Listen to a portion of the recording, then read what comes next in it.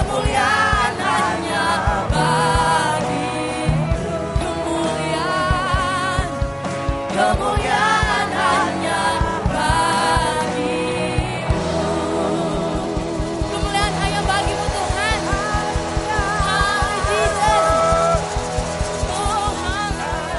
Shalom Bapak Ibu Saudara yang dikasihi Tuhan. Selamat pagi. Saya berdoa kita semua sehat-sehat dan baik-baik saja dalam perlindungan dan pemeliharaan Tuhan. Hari ini saya akan share devotion yang saya beri judul Mengapa Kita Memuliakan Tuhan. Firman Tuhan di Yesaya 43 ayat 7 berkata, semua orang yang disebutkan dengan namaku, yang kuciptakan untuk kemuliaanku, yang kubentuk dan yang juga kujadikan. Pasal ini membahas kelepasan Israel dari pembuangan di Babel karena kasih Allah akan umatnya. Di bagian ini Allah mengungkapkan kasih-Nya untuk Israel dan Tuhan memberikan janji-janji penyertaan yang sempurna. Bapak Ibu Saudara, kita telah mengalami masa-masa sulit dalam beberapa bulan ini. Tapi kabar baiknya, Tuhan menyertai kita senantiasa. Dan adalah kehendak Tuhan untuk kita menghidupi tujuan Dia selagi kita hidup di bumi ini. Mengapa kita memuliakan Tuhan? Yang pertama, karena inilah tujuan Tuhan sejak awal penciptaan. Dikatakan semua orang yang disebutkan dengan namaku. Dalam New King James Version dikatakan everyone who is called by name. Orang-orang yang percaya, kita orang-orang yang dipanggil oleh Tuhan. Kita telah dipanggil dari gelap kepada terang-Nya yang ajaib. Yang kuciptakan, kubentuk dan yang juga kujadikan. Jadi to create, dalam definisinya dikatakan to create of new condition. Kita diberikan satu kondisi yang baru. Bahkan dibilang of transformation, ada transformasi, ada perubahan yang terjadi di dalam kehidupan kita manusia yang percaya Yesus. Saat Tuhan menciptakan Adam, tujuan Tuhan untuk manusia memuliakan Tuhan. Namun Adam gagal karena dosa. Dan Yesus datang menebus manusia dari dosa. Sewaktu kita lahir baru, disitulah titik awal di mana tujuan Tuhan kita diciptakan itu dikembalikan, yaitu untuk memuliakan Tuhan. Karena tanpa Yesus hidup kita sulit untuk memuliakan Tuhan. Hanya di dalam Yesus kita bisa memuliakan Allah. Amin. Seorang ahli ilmu jiwa, dia asal Austria, mengalami di penjara penderitaan yang begitu berat saat pembantaian terjadi. Dan saat dia keluar dari penjara, dia menuliskan sebuah buku yang berjudul Pencarian Manusia akan Makna Hidup, yang menjadi buku terlaris sepanjang masa saat itu. Dia memetik pelajaran penting dari penderitaannya. Dia berkata, tidak ada yang dapat benar-benar menolong seseorang terus bertahan hidup, bahkan dalam situasi terburuk sekalipun, selain pemahaman bahwa sesungguhnya hidup seseorang itu berarti. Sewaktu di dalam Kristus, hanya di dalam Kristus kita tahu bahwa hidup kita berarti. Dan sewaktu kita paham ini, kita bisa mengerti kenapa kita ada di bumi ini. Rasul Paulus juga mengalami penderitaan, bagaimana dia menghidupi tujuan Tuhan. Waktu Rasul Paulus menghidupi tujuan Tuhan dalam hidupnya, penderitaan apapun yang harus dialami, aniaya apapun yang harus Rasul Paulus alami, tidak menghentikan Rasul Paulus menghidupi tujuan Allah dalam hidupnya. Untuk kemuliaan Tuhan, untuk memuliakan Tuhan, dalam bahasa Yunani dikatakan doxa, untuk kemegahan Tuhan, untuk hormat kemuliaan bagi Tuhan. Baik kita membangun rumah tangga, keluarga, bisnis, studi, studi yang terbaik, itu bagus Bapak Ibu Saudara. Tapi kita perlu ingat, ada satu tujuan Tuhan yang tertinggi di dalam kehidupan kita. Dalam Katekismus Westminster ada pertanyaan pertama. Jadi buku ini menulis tentang pernyataan-pernyataan doktrin reformasi Inggris saat itu. Di situ berisi tanya jawab. Dan pertanyaan-pertanyaan yang pertama dikatakan, apakah tujuan utama tertinggi manusia? Dan jawabannya adalah untuk memuliakan Allah dan menikmati Dia selamanya. Jadi fokus dari jawaban tersebut adalah memuliakan Allah. Menjadi tujuan utama dari semua aktivitas kita, gerak hidup kita sebagai orang percaya. Dalam 1 Korintus 10 ayat 31 juga mengatakan, jadi entah kamu makan atau minum atau apa saja yang kamu lakukan, lakukanlah semuanya itu untuk kemuliaan Allah. Bapak Ibu Saudara, di sini di Korintus dikatakan makan minum. Ini hal yang paling mendasar, hal yang paling manusia butuhkan, makan minum. Sampai dikatakan di situ dikatakan atau apa saja. Jadi segala hal.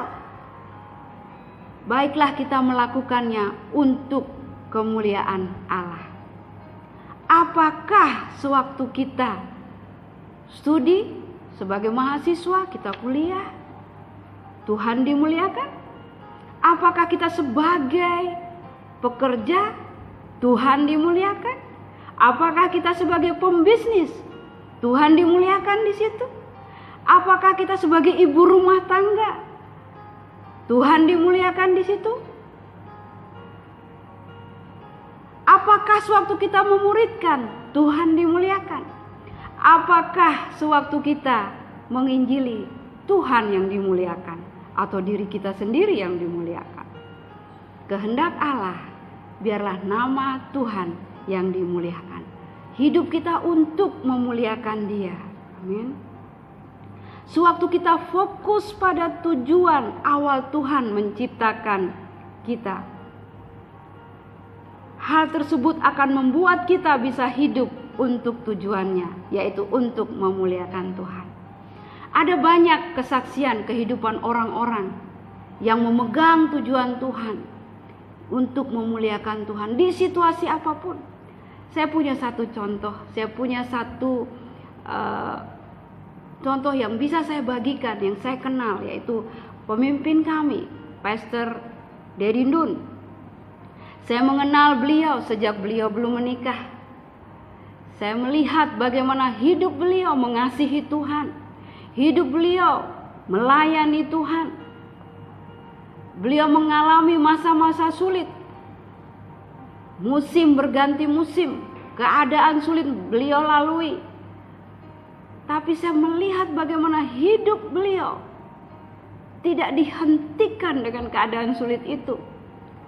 Beliau tetap fokus kepada tujuan Allah. Beliau tetap fokus kepada apa yang menjadi tujuan Allah. Pastor Daddy ada di bumi ini. Bahkan beliau membangkitkan pemimpin-pemimpin untuk melayani Tuhan. Bahkan beliau membangkitkan generasi yang berkarakter, yang berfokus kepada Yesus Kristus Tuhan. Dan Tuhan dimuliakan lewat kehidupan beliau. Bapak Ibu Saudara, kita pun dipanggil, kita pun ditentukan untuk menghidupi tujuan Tuhan. Apapun status kita, apapun pekerjaan kita, apapun kondisi kita saat ini, bahkan kita mungkin mengalami masa yang paling sulit yang belum pernah kita alami, adalah kehendak Tuhan untuk kita memuliakan Dia dengan setiap sarana yang Tuhan sudah berikan, yang Tuhan sudah sediakan. Amin. Mengapa kita memuliakan Tuhan? Karena inilah tujuan Tuhan sejak awal kita diciptakan. Hal yang kedua adalah kita ini milik Tuhan. Yesaya 43 ayat 1 berkata, Tetapi sekarang beginilah firman Tuhan yang menciptakan engkau, hai Yakub, yang membentuk engkau, hai Israel. Janganlah takut, sebab aku telah menebus engkau. Aku telah memanggil engkau dengan namamu. Engkau ini kepunyaanku. Bapak Ibu Saudara, di sini firman Tuhan mengatakan, hai Israel. Sewaktu berkata hai Israel, itu berbicara tentang kita Israel rohani. Sewaktu kita memberi hidup kita kepada Allah, kita adalah Israel rohani. Amin. Di situ juga dikatakan Tuhan telah memanggil kita.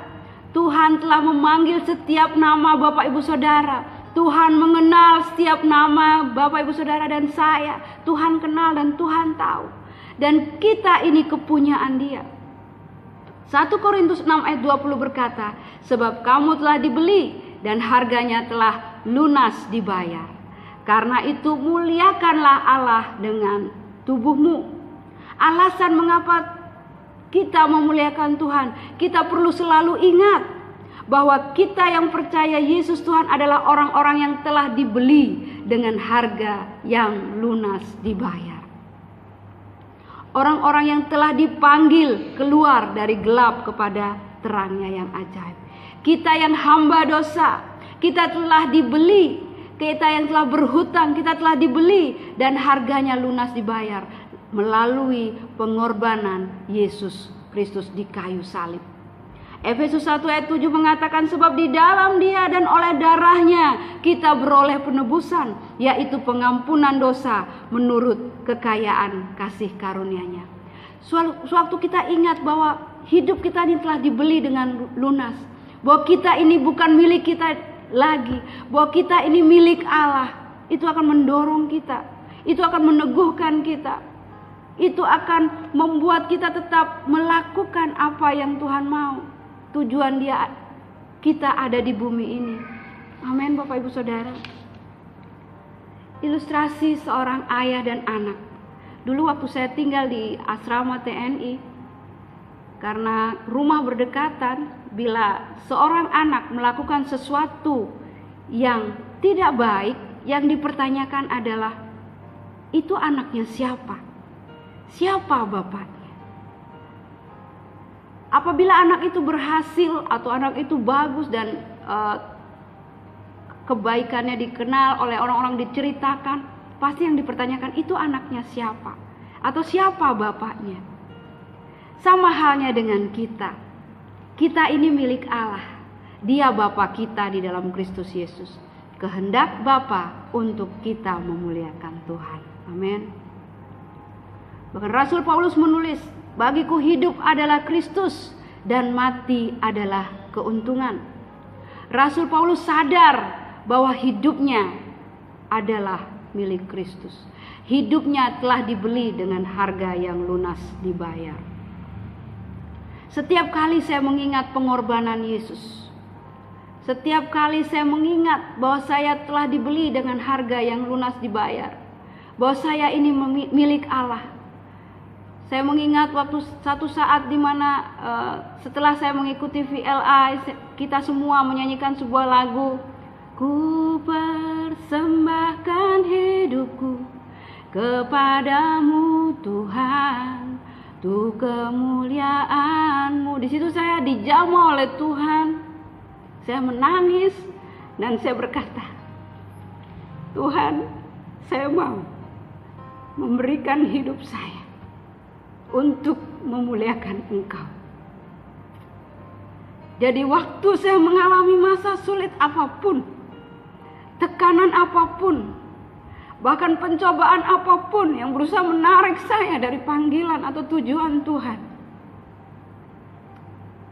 saya ingat bahwa saya milik Tuhan, bahwa saya telah dibeli dengan harga yang lunas dibayar. Sewaktu kita mengingat bahwa hidup kita telah dibeli dan harga yang lunas dibayar, yaitu melalui pengorbanan Yesus Kristus, dan kita sadar bahwa hidup kita bukan kita lagi tapi milik Kristus, hal itu akan mendorong kita, meneguhkan kita di situasi paling bahagia, Di situasi paling sulit, kita akan memutuskan untuk terus hidup memuliakan Allah. Saya tutup dengan Kolose 1 ayat 16 mengatakan, karena di dalam Dialah telah diciptakan segala sesuatu yang ada di sorga dan yang ada di bumi, yang kelihatan dan yang tidak kelihatan, baik singgasana maupun kerajaan, baik pemerintah maupun penguasa, segala sesuatu diciptakan oleh Dia dan untuk Dia. Bapak Ibu Saudara, kita diciptakan oleh Allah dan bagi Allah. Jangan izinkan pandemi, situasi sulit, atau mungkin situasi paling bahagia menghentikan kita untuk hidup memuliakan Tuhan. Karena itulah tujuan tertinggi Tuhan untuk kita hidupi, karena kita ini miliknya. Amin. You make me come alive.